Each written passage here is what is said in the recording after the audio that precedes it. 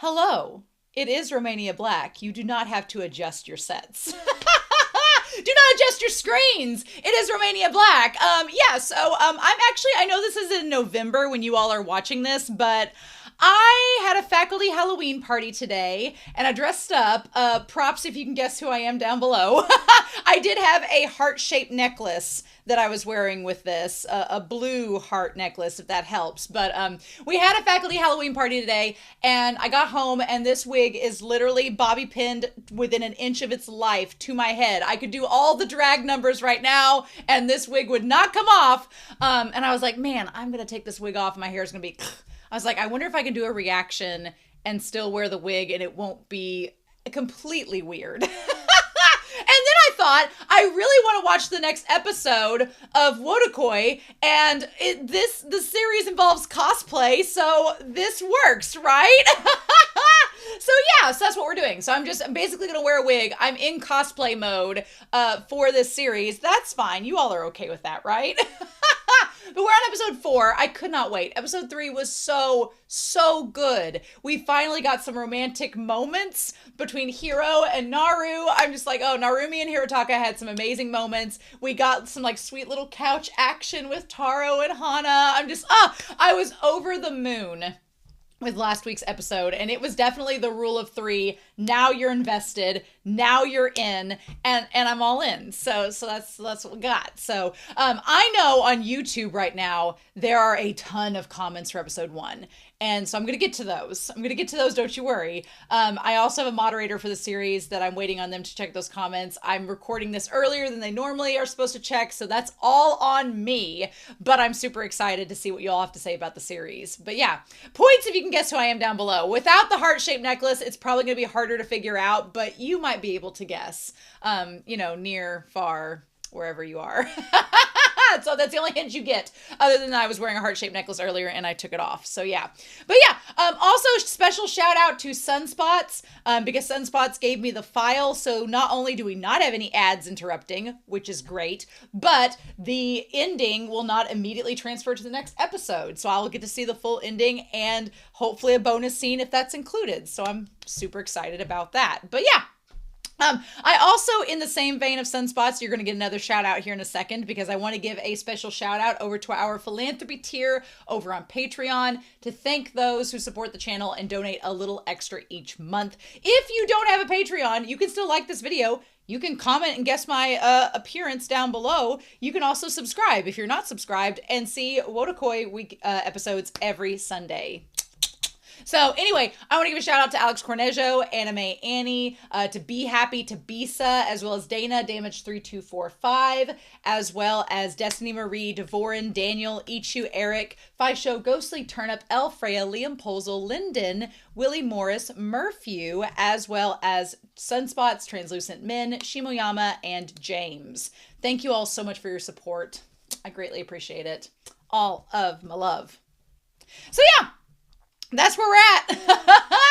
Anyway, I'm super excited to see where this goes, see what happens. But we are not going to waste any more time. We are going to dive right into episode 4 of Wotakoi. Love is Hard for an Otaku. And we're going to start that here in 3, 2.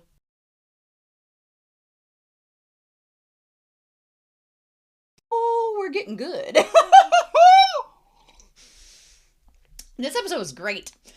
This episode gets better and better, and I'm really all about it. So we're going to talk a lot about this episode, and I'm going to be asking throughout the episode in the discussion for your input on various things, because to be honest, Romania does not have a lot of dating experience. So my experience relationships are a tad bit skewed, to say the least. So we'll find that out as we talk about it throughout the episode. But I really like this. I like this series in how it's dealing with these two couples, for right now, just the two of them, in terms of how they are similar and different in their relationships. And I like that because I see it a lot in BL series that I've watched, especially because a lot of BL is primarily romance.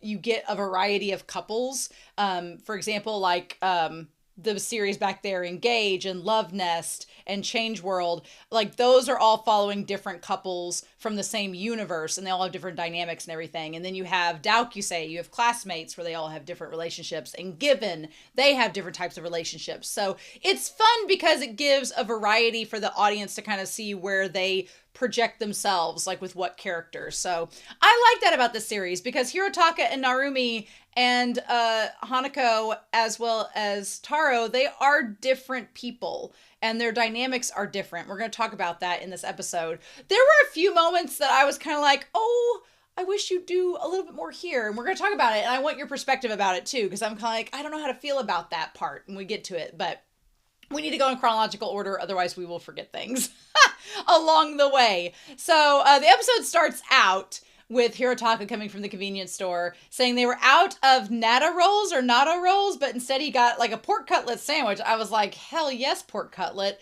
Come on, katsu sandwich. Yes, indeed. Yuri on Ice approves.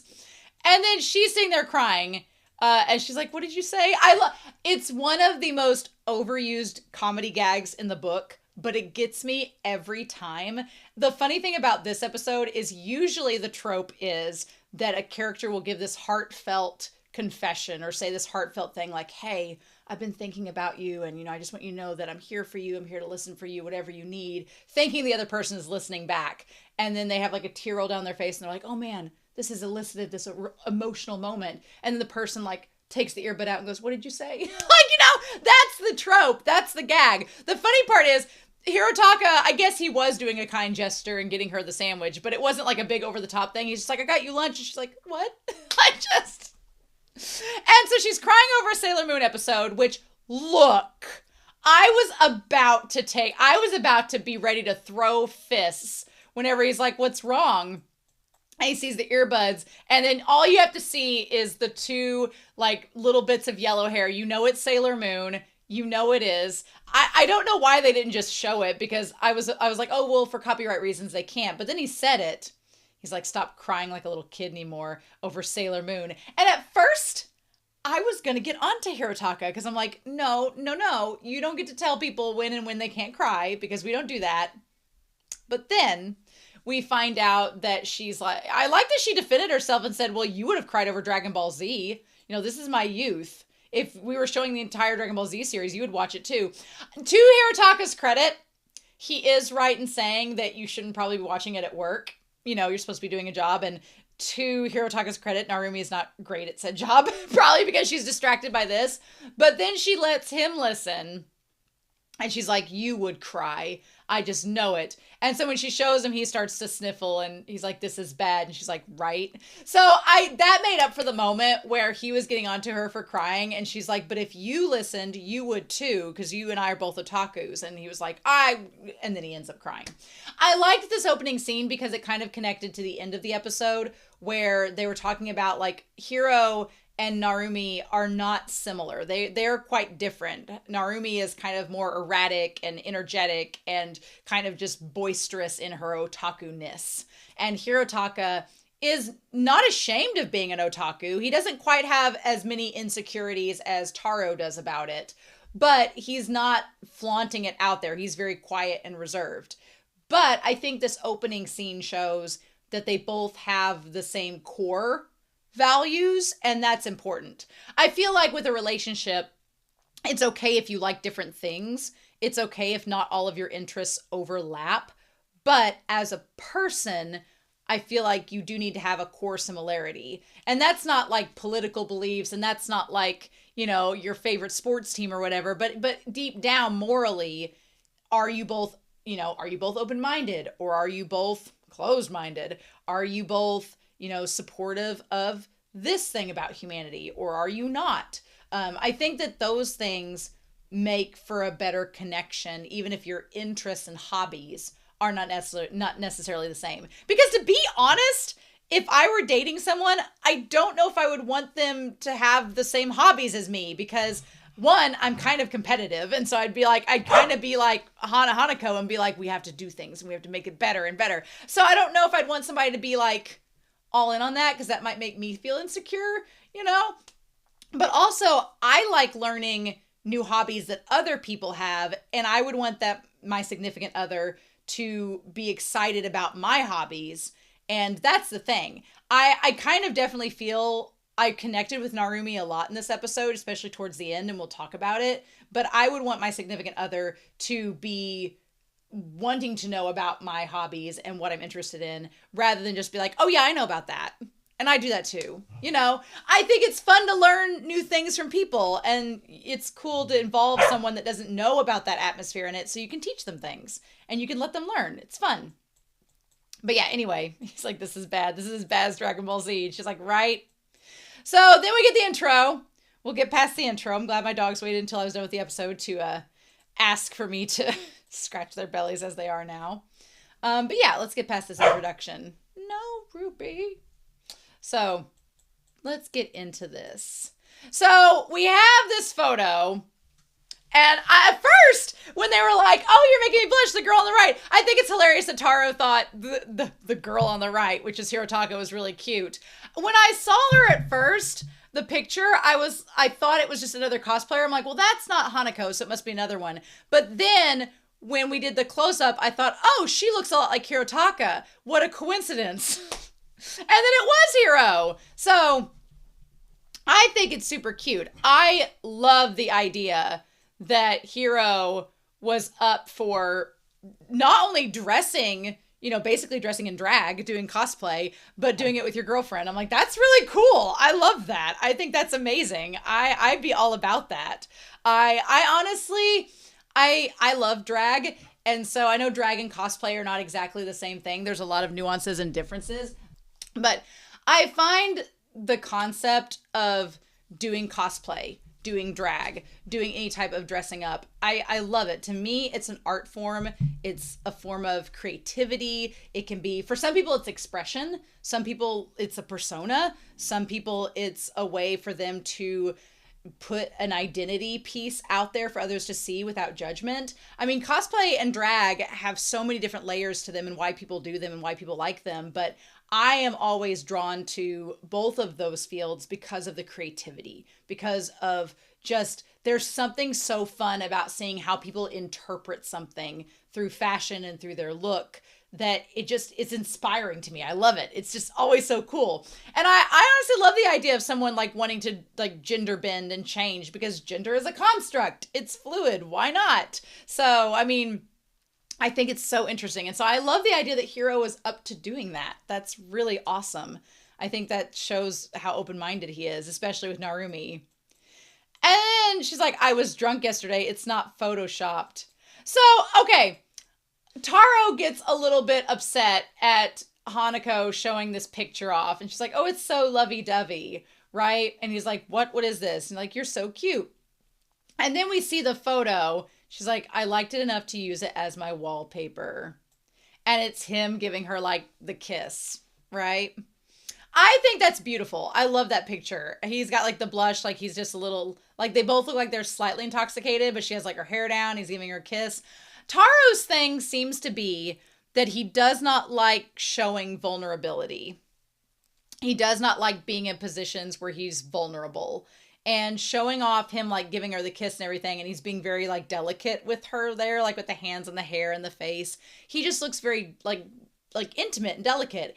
And I guess you could look at it a couple ways. Maybe he doesn't like airing their relationship out there in the open, but they kind of do. They've done PDA, and they even get on to Hiro and Narumi for not doing enough PDA, which we'll talk about PDA when we get to it.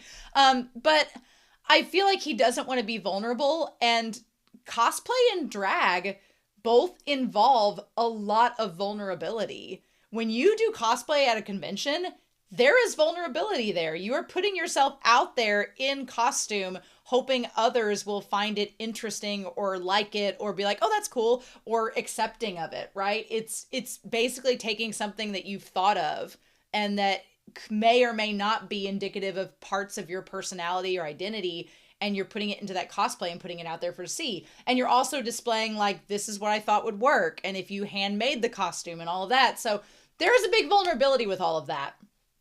And it's very, I don't, whenever she was like, you need to do cosplay with me, and he was like, I don't want to, I was on Taro's side being like, I understand it's so like making yourself vulnerable, it's really exposing. So if he didn't want to be a part of that and wasn't consensual in it, I'm like, then let's just leave him alone. He doesn't want to do it. Not everybody wants to do cosplay. And I don't know if Japan, part of the otaku culture is you have to want to do cosplay. I'm watching another series right now. I'm watching Steins Gate right now, and there's a character in that series that's an otaku, but I don't think I would ever imagine him doing cosplay. He likes hanging out with people that do cosplay, but I don't think he would do it himself, and I don't think that makes him any less of an otaku. So I feel like her kind of pressuring him. I was like, if he doesn't want to do it, he doesn't want to do it. If he just likes watching it, that's perfectly fine. Like if I had a partner that, you know, liked watching cosplay but didn't want to do it, I wouldn't want to pressure them to do it either. And also couples cosplays are a lot of commitment. And it's okay if you don't want to do them because that's a lot of commitment on that part. But I love that picture of them. They look so cute. He gets mad. And I think he's just embarrassed because he's put in a vulnerable position, right? So meanwhile, they come up and they're both mad at each other. They've had a fight from the night before. And they're like, do something about this idiot and this ugly hag. I love whenever Narumi's like lifts the ham out of the sandwich and it's just dangling there. She's like, who, me? You want my help in this relationship squabble? What? And Hiro's like, I gotta take out the earphones for this one. I'm going to be kind of honest. I'm going to be kind of honest, and this is maybe an unpopular opinion. I don't understand the couples that argue all the time. I don't understand it. I know that some people, maybe it's like a kink that they have together, and I'm not going to kink shame. If that's your jam, go all for it, but do it on your own time. I don't know. I have been around couples. This show makes their fighting seem like, you know, the prelude to makeup sex is how they kind of portray it on screen here. That like, oh, we argue all the time, but then behind closed doors, we're very intimate. And I'm like, well, that's nice for you, but I don't like being around couples that argue all the time. It gets old real quick. And I have had friends whose partner and them are just nee, all the time when we're out in public and at dinner and everything. These two aren't to that point yet. And I'm glad that we had the conversation in the restaurant that we did because they were doing fine. But like at work and stuff, I'm like, nobody wants that. Nobody wants like to watch two people in a relationship argue all the time in front of them. It gets old so quickly. And I'm like, no. So I was wondering where they were taking it with this episode. I don't think we're done with it. I think it's going to come back. I think I had some things I wanted to see with Taro that didn't happen this episode. And we're going to talk about them when we get to them. So she's like, I want to share the same hobbies with Kabakura. I want to make him cosplay. And I was kind of with Taro in this point where he's like, I'm not criticizing her hobby. It's just not for me. And I'm like, okay, well, he doesn't want to do it. So don't pressure him. It's okay. If he doesn't want to do it and he just wants to watch, then that's fine. And I get she wants him to try. And the thing is that it means a lot to her that he tries. But it's at the same time, it's like, but if he doesn't want to, don't make him, you know? And I know that it's just played off as a joke here. And it's kind of almost like they're flirting through their persistence. And they just get on each other's nerves. And that's kind of their foreplay. But then don't bring Hiro and Narumi into it. Because Narumi says, I think it would be a nice idea. She's like, you guys could do yaoi. And it's very clear that Taro is not comfortable with yaoi. He tolerates Hana being into it, but he doesn't get it. And Hana does say, I'll be the female character, you know, if you're okay with that. And he's like, no. He's like, that's not it. That's not what I'm talking about. Then he says, I feel embarrassed. I'm not good looking and I don't want others to see me. So he has some insecurity. Taro has some insecurity about being vulnerable, about being exposed. He doesn't think he's as attractive, so he doesn't feel like he wants people to have attention put on him. He likes watching Hana get all the attention from far away because he thinks she's beautiful. We'll talk about that in a little bit. But it all makes sense why he doesn't want to. And that's fine if he doesn't want to do cosplay because of that. But when he says, don't make me say such sad things. And she's like, well, that's not true. And I thought for a second she was going to be like, you are like very attractive. It's okay. You'd look great in cosplay. But instead she kind of gives him a backhanded compliment and says an average looking cosplayer can make up for it with his love of the character. But I'm like, one, he doesn't love the character. And two, you just kind of slapped him in the face with saying he was average looking.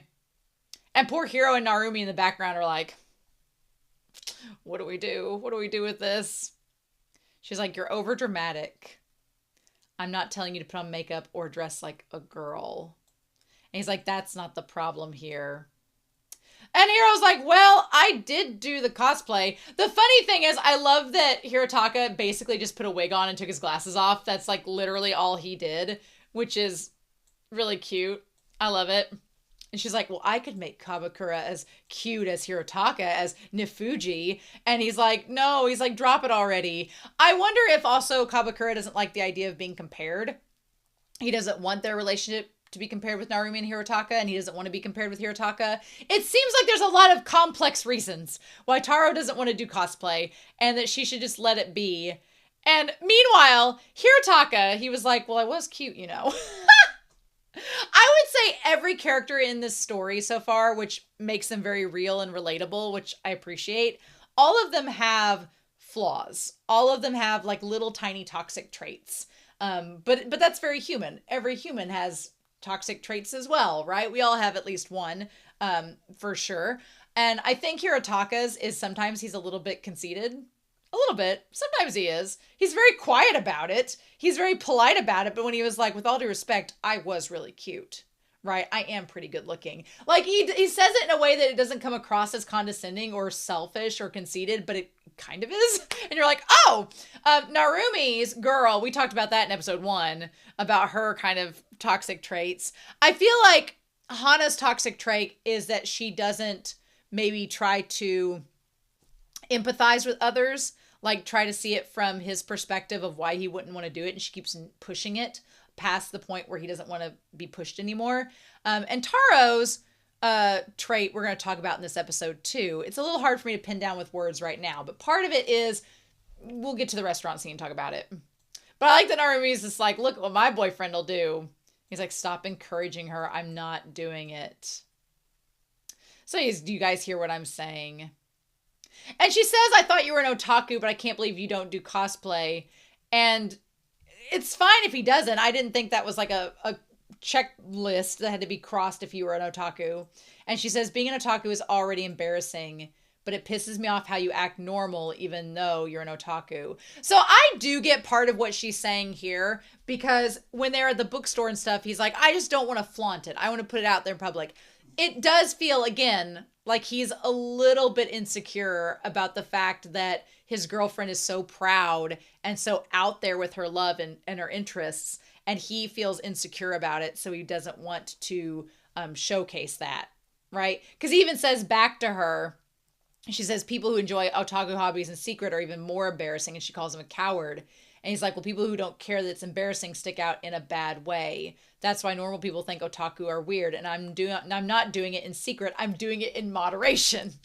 I like these, like, oh, I'm an otaku. I'm just, a moderate one. I'm not going over the top, like you are. But I do think he is insecure. And I think he's worried about people judging him or what other people think. And I think that that's going to be something that's going to come up in his like backstory in, a future episode or so. I think it'll come up. Because I wonder if he started dating her because he loves how bold she is. Because Hana does not have any shame.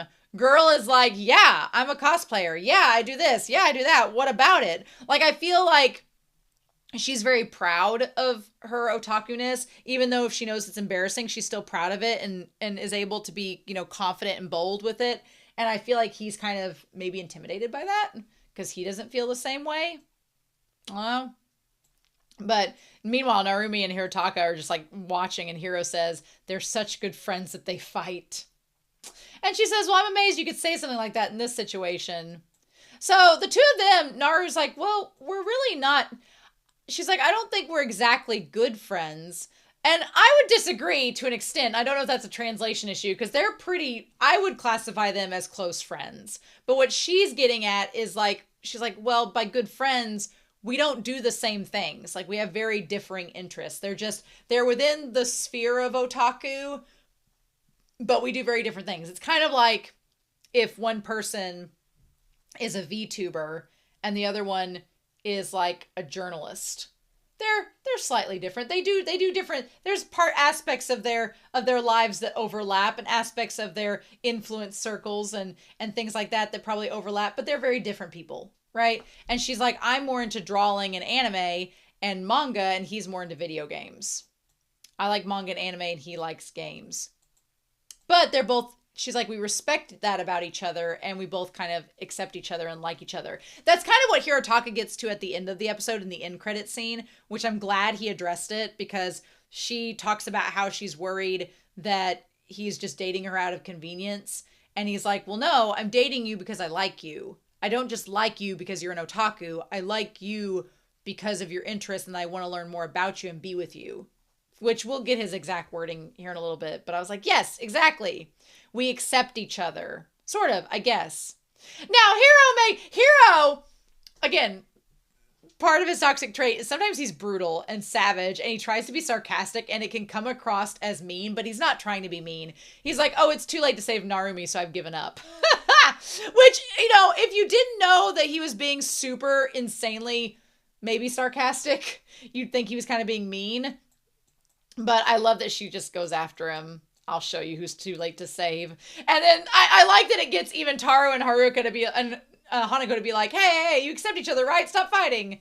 Only one couple is allowed to fight at once. Which is great. And he's like, I meant it. And he's like, shut up. So 3 days later, we get the photo shoot. Now, I was with Taro in the sense that if he's not comfortable with it, and he's not consenting to do it, don't try to force him to do something, right? I mean, if he comes with you and supports you, on the one hand, I totally get why Taro's mad about that. But on the other hand, I do think that, like, in the privacy of your own home, if your partner really wants to do something like that and is wanting you to be supportive, I think it's okay. So she ends up bribing him with this figurine that he wanted. And she's like, you look so cute. And so the night after she shows a picture, Kabakura looks so embarrassed. He looks like he's so dead to the world. Honestly, Kabakura with the wig and the shawl and everything looks like a character from a 90s BL or a 90s manga. It looks like either Fruits Baskets or a 90s BL character. And he's so embarrassed. And I'm like, don't be embarrassed. Your friends think you look amazing. She's like, persuaded the model. And Hanako wants to show off, like, just how proficient she is in the moment. She's like, I got the eyeshadow. I got the studio ready. I got the photos edited. I did it all in a night. Everything. She's like, Giovanni. I don't know who Giovanni is. I guess maybe that's a famous cosplayer or photographer, or comment down below. Tell me who Giovanni is. All I know is Giovanni, but that was not spelled the same way. I also like how there's a shadow over Taro throughout this entire experience. He's just like, ugh.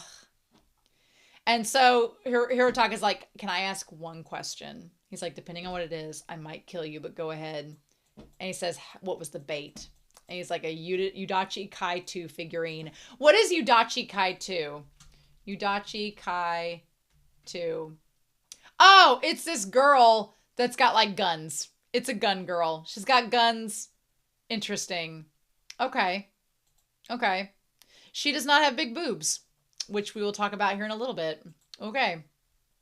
That's interesting to note. So yeah, and so he's like, how was the quality? And he's like, it was amazing. He's like, she bribed me real good.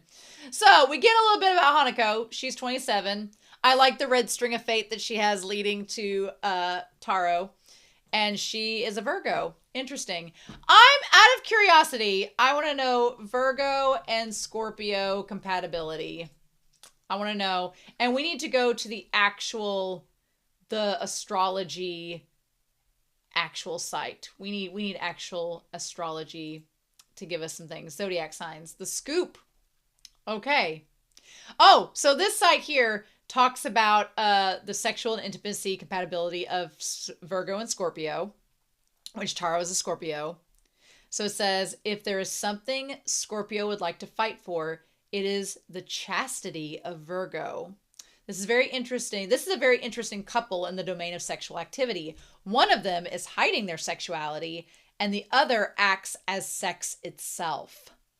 Ooh, okay. That kind of relates to Taro acting like, he's like, I'm not a secret otaku. I'm just in moderation. I'm not hiding anything. Meanwhile, Hanako is like putting it all out there in the open. So that's interesting. Even though Scorpio can be too rough of Virgo, making them feel uncomfortable and even violated in a way, in most relationships between representatives of these two signs, there is enough rationality to the approach of Virgo to make this contact possible. What we often fail to understand is the fact that Scorpio is a water sign and as such is deeply emotional. Virgo looks for someone emotional to share a life with, and if they share this emotion of Scorpio through their sexual relations, they will both find sex between them extremely satisfying. The best time for Virgo and Scorpio to create enough safety and emotion in their sexual encounters is in the situation where they are each other's first truly emotional experience. If they surprise each other with the power of emotions beneath the surface, then both of them seem to carry around, they will have a hard time ever separating from one another. Well, they started dating after high school, so they could both have been very well the first major experience sexually for either of them. The biggest problem of these partners in their relationship with the relation to Venus is that it can lead to loveless acts of sex that both partners are not truly satisfied with. They need to show love and be tender enough, enjoying themselves enough, or they might have to move on to someone they love more, which is brought up in this episode. So the site says as far as trust goes, trust is very challenging as an issue for both of these signs and is something they can finally talk about with each other. There's a strong understanding here, for one of them fears betrayal more than anything, and the other hates it and gets vindictive as soon as any signs of dishonesty are in sight. Wow, that's come up already with these two. The best thing about their connection is their ability to understand each other in silence, not ever wanting to let each other down. Wow, this is actually connecting really well so far to the two of them. Okay, we're going to go to emotions. If someone can reach the emotions hidden behind the extremely rational approach of Virgo, it's Scorpio. We could say that this ability hides in both of them, and the dig up goes both ways. The problem here is in the fact that they remind each other of their imperfections. Scorpio is a sign in which the moon falls, and at the same time, the sign of Venus's detriment. All emotions get lost here, as if Scorpio is a black hole that cannot get enough. Virgo, as a partner, is already sensitive, and when in love, does everything they can to satisfy their Scorpio partner. This can feel like investing into a black hole with no gratitude whatsoever. Still, there is no other sign that can sense the needs of Scorpio better than Virgo, and no other sign that can dig up the emotions in Virgo better than Scorpio. An emotional relationship between them can turn out to be truly dark and difficult, but also incredibly strong and intimate. The only thing that can bore their emotions to death is the criticism they are both prone to. Wow! So this episode just bringing all that right up at all. Wow, interesting. And it talks about how their routines can differ, which is crazy. Okay, cool. The changeable nature of Virgo will be settled down by the fixed quality of a Scorpio partner who will keep their relationship exciting for a very long time. In general, there is a problem that these partners share when it comes to Venus, and their relationship is often a reflection of those troubles. It can lead to all sorts of emotional blackmail, their tendency to control each other's lives, and if not this, then constant criticism that makes them both feel guilty or simply sad. Well, we didn't see any of that in this episode. The best they can do is decide that they will have to value each other and be thankful for each other in this relationship. If they develop a strong sense of gratitude, their relationship might be extremely deep, exciting, and truly appreciated by both partners. So I'll look up, we've talked enough about this with these two. I'll definitely look up next week, perhaps, a little bit into Hirotaka and Narumi, maybe, because we'll already be at episode 5, which is not the halfway point, but pretty darn close of this series, and I'm not ready for that yet. So anyway, So yeah, so the meeting goes off without a hitch, as it were, and at work the next day, and they're getting things ready, and I'm glad they finally addressed that Hirotaka, the way he texts with the emojis, because he uses the emojis like all the time, and she does talk about at some point, where Hana says, is he drunk or is there a bug in his phone? And she's like, no, no, no, no. She says, he always is talkative like this and he likes to joke around. And then she says that it's just that his facial expressions can't keep up with the mood during the conversation. So Hirotaka's just kind of socially awkward. And that's fine. But he tries to overcompensate not knowing the tone of the conversation by putting in all the emojis. I can relate. I can relate, honestly. So that's hilarious. But I love that Narumi understands that he's talkative and that's just how he is through text, whereas in person, he doesn't say a whole lot. And then Hana says there must be a bug inside of him then. Well, maybe, but I like that Narumi accepts that. She's totally cool with that. Meanwhile, Hiro asks if he could go ahead and answer the text. And then I like that Narumi tries to do like a little flirty text back being like, at your pleasure. And he's like, I don't know what to make of this. Why is she talking like a samurai? Bless. So they all decide to go out and eat, which they've not done all together before. And you would think this is going to be a really fun little conversation, and then it takes turns. So Narumi and Hanako are like, let's talk about love. Let's get drunk and talk about things. And immediately Taro is like, nope, that will lead to vulnerability. That will lead to me exposing myself. We are not doing that. And Hiro's like, whatever, I'm up for anything. She's like, let's talk about love. And he's like, bring me a glass of water. I like that Hana had like one drink and he was like, let's get you some water so we don't get crazy. So then they say, okay, let's get into this. Because they say, you know, Hirotaka and Narumi, you all are dating. You should show some PDA for once. I personally disagree. She's like, you guys aren't that sexy in the first place. I'm like, I like that Narumi's like, she hasn't even drunk that much yet. And Hiro's like, wow, she got drunker faster than usual. Taro said that. And look, I am totally on board with Hirotaka and Narumi not showing PDA. I'm not much of a PDA person for a couple reasons. One, as someone that has been single most of their life, there is nothing more awkward and just kind of demoralizing than going out with friends. And when you have like the friends that are couples that are overly PDA in front of you, especially when they first start dating, it is a lot. There was one dinner where my one friend who's also single and I were like on one side of the booth and there was the couple on the other side of the booth. And like midway through our meal, they were like, look over and they were like, boop, boop. And they were like nudging each other and like nearly making out at the table. And I was like, can y'all wait? Can y'all wait? Can y'all wait till you get home? I didn't pay to see a show. I was like, no, I'm good. We're all good. So, and I just think that there is something I respect a lot about couples that save the PDA for home. It's just respectful, especially like I have friends who are couples in the workplace and I'm like, the last thing I want to see in the workplace is PDA, especially I have two coworkers that do that all the time. And I'm like, you live together. Can you do that at home? No.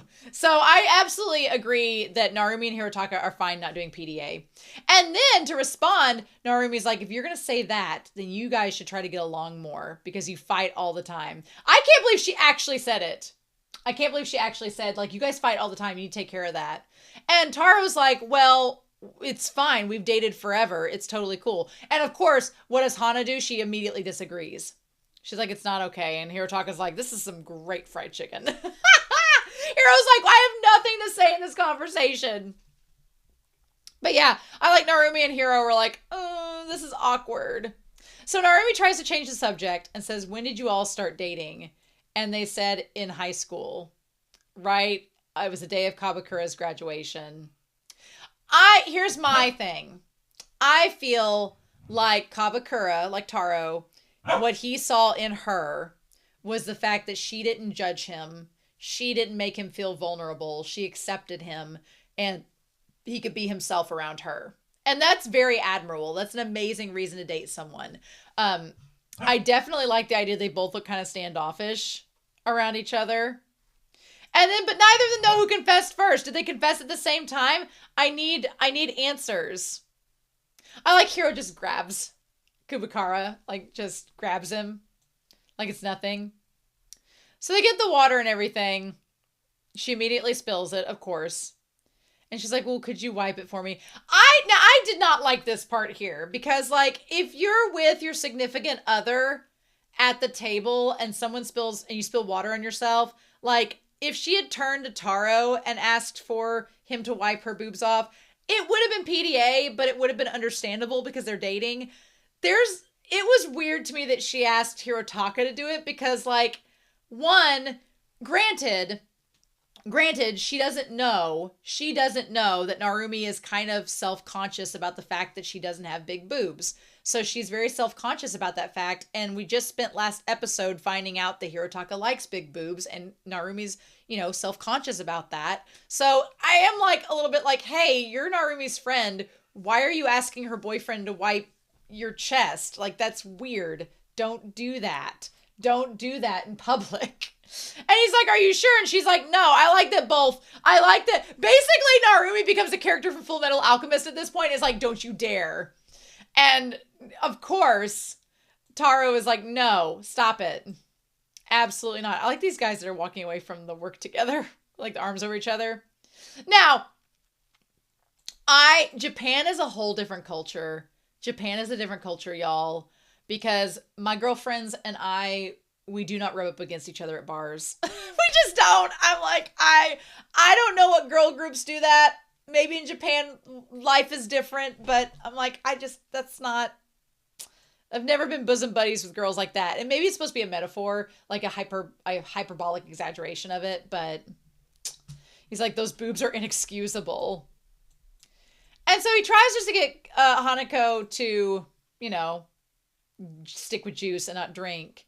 And she's like, well, can't you call me Hanako like you always do? I'm like, she got onto you at work for calling her that. He's like, don't get so full of yourself with that sweet look on your face, you ugly hag. And she's like, oh, you idiot. I don't know. Them calling each other ugly, I know it's kind of their love language. It would get really old hanging out with that real fast. Because, even if it's a joke, eventually, as we find out from Hanako, eventually that projection starts to sink in and you start to wonder, you're like, well, does he actually think this? Is he joking or is he being real? And that's when it gets in kind of the heart of the matter. She's like, I've always liked traditional Prince Charming types. And I always like small and cute girls like Ronka, not girls like you. I think there's a big distinction in those two lines right there. And that's where I got a little bit uncomfortable in this episode because she says, I like Prince Charming types. Prince Charming is not a body type. It is not a physical type of your body that you can't change. Prince Charming is an attitude. It's a personality trait. And granted, you could argue with me and say, well, people can't change their personalities, but you can be more chivalrous. You could be more like a Prince Charming. If she's saying, I like really chivalrous gentlemen and I'm attracted to that, if he wanted her to be attracted to that about him, could make himself be like that and solve the problem. And honestly, when she said that, I'm kind of like, well, Kabakura kind of is a little Prince Charming like in the fact that he is kind of modest and things like that and stoic. I don't know. But when he said, I like small girls that are cute like Ronka, the first part of that sentence, I'm like, well, she can't do anything about being small or about her breast size. So without surgery. So that's not good. And then he followed up with the second half of the sentence and said, not girls like you ugly hag. I'm like, she didn't say you weren't a Prince Charming. She just said she was attracted to Prince Charming types. You took it the step further and said, I like girls that are not like you. And I was like, red flag, red flag, red flag, not good. And she's like, I know, you like girls like Naru, right? And Naru was like, And here's the thing. Hiro's like, do you like girls like my girlfriend? Here's the thing. Taro doesn't like Naru. He doesn't like her personality at all. He doesn't like that about her. He thinks she's like, why are you with her, Hirotaka? He doesn't like her. And she's like, oh, well, you guys run so hot and cold. Why don't you say something nice about each other and make up? Here's where Taro does the second thing wrong to me, is that they have a chance to be sincere and say something nice about each other. But again, because Kabakura does not like being vulnerable and he doesn't stand the sight of being, exposed in any way, he says, well, you have nice boobs. If I was a girl, like there are guys out there like that I'd be like, really? That's all you can say? Like, nothing about my personality? Just the one physical thing that you thought of first? Really? And we've been dating since high school? Really? And I know his excuse is that he's like, I don't want to be exposed and I don't want to be vulnerable. But I'm like, you're with your closest friends. If you can't be exposed and vulnerable around them, then when can you be? You know? So, and if she just made the argument that he likes girls that are small chested and petite, saying that he likes your boobs is kind of like, did you just say that because that's the only thing you could think of when it's really not something you like? So I get why she's mad. She's like, I'll never be like your beloved Ronka. Now, here's the thing. I'm not impressed with his resolution to all of this. If I'm being quite honest with y'all, I'm not impressed. But we'll get into there. I like Kabakura as a character. I really do. But he says, are you trying to say you're more like Cheryl? I don't know who are Cheryl and Ronka? We need to know this. Cheryl and Ronka. Okay, they're from The Wings of Goodbye, Macross Frontier.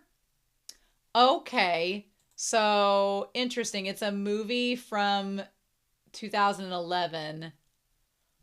Okay. Ronka is very petite, kind of looks like Narumi.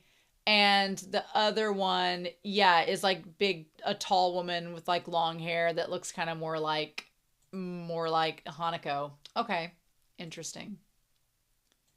Yeah, and I like that she throws a shoe, but it's Hiro's shoe, and Hiro's like, that was mine. So Narumi tries to be a friend to go calm her down. She's like, hey, let's go back and you guys talk and it's okay. You know, calm down. This has made an awkward dinner for everybody. She's like, maybe Kabakura just got carried away because he's drunk. I'm like, I don't think he was that drunk. And she's like, let's just go back inside. And she's legitimately sad. And she's like, I can't take it anymore. Why did he say that? We're always fighting. And okay, I had two issues with this scene. One, I know it's a rom-com. I know it's a comedy. But your best friend is bearing her soul that she's having all these troubles, unless this is like Rent and they fight every week, which it seems like they do. But maybe this scenario happens every week with them. But regardless, we've not seen that as the audience. But Narumi's just like, oh my God, her boobs are amazing. Your friend is sharing a vulnerable moment with you and you're trying to crack a joke. Like, that immediately took me out of the entire scene. I was like, oh, okay, neat. She's like, one day I think that he's just going to get tired of me someday. And that honestly is so real. She's like, well, you're cute. He'd never start hating you. And she's like, I'm going to go sink him to the bottom of the sea for you. I'm going to go rough on him like an X-rated doujinshi. And Hiro's like, okay. And so he heard all of this. Like, Kabakura, he's like, like Hiro points at him like, hey, this is all on you. You need to do something about this. She's like, whenever I'm with him, I can't stop thinking myself from thinking it. Is he satisfied with me? And I know that he non-verbally gives her the communication that he's satisfied with her, but I'm like, just tell her. Use your words. I'm a communications major, so I'm like, use your words. Say what you mean to say. Say what you mean to say. And she's like, what if he's compromising by dating me? And she's like, I know it's hard dating normal people when you're an otaku. So she's kind of like, he doesn't really like having his otaku-ness out in public. And so she's like, is he just settling for me? Is he just settling because he knows I won't judge him and he can be himself around me? Does he actually like me? And that is such a valid concern, because I feel like, I know I've had that feeling constantly, is like, are people going to get tired of me? Am I just going to bore people? And then they're not going to see any value in dating me, or are they just settling? I have had the horrible reputation of asking people out and they say yes, and then like a week later they're like, actually I'm not interested anymore. And I invest. If I'm in a relationship, I invest in that relationship. I'm like, okay, we are in this relationship. And I stopped after a while because every time I asked somebody out and they're like, sure. And then a week later they're like, I'm not into it anymore. I'm like, so were you just being nice and just leading me on just because you were bored and you're just like, okay, cool. And then you just decide to walk away. I'm like, it got to the point where I stopped asking people. I was like, because I didn't want to just be a convenience, right? I didn't want people just to settle. And she's like, what if he's just dating me because it's convenient? And so then Narumi thinks about her and Hiro, and she's like, is he just dating me because it's convenient? Because she's like, I don't have big breasts like the women that he supposedly likes. She's like, is he just dating me because it's convenient? And luckily Hiro does the right thing, and he answers the question at the end of the episode with what you should say. What are we? So then Kabakura steps in. He's like, here, I'll trade with you. He's like, you go and have a drink with Nefuji, and I'll settle with this. And I like her little badger face where she's like, what do you have to say for yourself? Why are you doing this? What do you have to say? And so Narumi's like, I'll just be over here. And I'm glad Hirotaka took her away. He's like, don't eavesdrop. Let them have this moment. She's like, I want to know. I want to know what's being said. What if they start fighting again? He's like, it's not our business. Don't be so nosy. She's like, things are starting to heat up. Let me see it. I love that he holds her back. So they finally have this confrontation, and they're not looking at each other. She's got tears in her eyes. And he starts out by saying, you're a pain when you drink. Which, if he doesn't like her drinking and causing a scene, that is something they need to talk about. I don't know if I would have led off with that. I probably would have led off with, hey, I'm sorry. Because then he doesn't say he's sorry. He just says, go apologize to them. And I'm like, what about you, sir? You were part of this as well. You made those two worry about you. I don't like how he immediately, the first thing he says is he shifts all of the blame onto her when she's in a vulnerable and emotional state. And she's looking to him as a partner to be supportive of her. And the first thing he does is like, hey, you were embarrassing. Go apologize to them. I'm like, that's not cool. Like, your partner is distressed, and the first thing you do is make them feel worse. Like, I know he probably didn't mean to do that, but I'm like, that's like, don't do that in real life. I don't see that being successful. And she's like, were you listening? What do you have to say? And he says, well, you're right.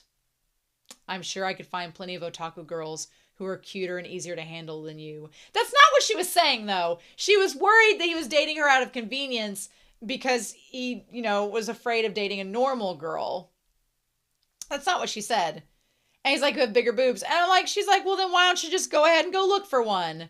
And of course he does like the manly thing of stopping her hand. And I'm like, so say it.